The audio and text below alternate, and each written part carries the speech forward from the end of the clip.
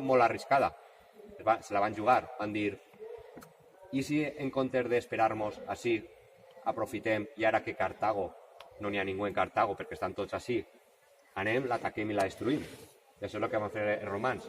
Aprofitant que estaven els cartaginesos ja arribant a Roma, diem, nosaltres morirem, però ells també. Les seues famílies, les seues cases les destruirem també, que siga aniquilació mútua, igual que lo de la bomba atòmica.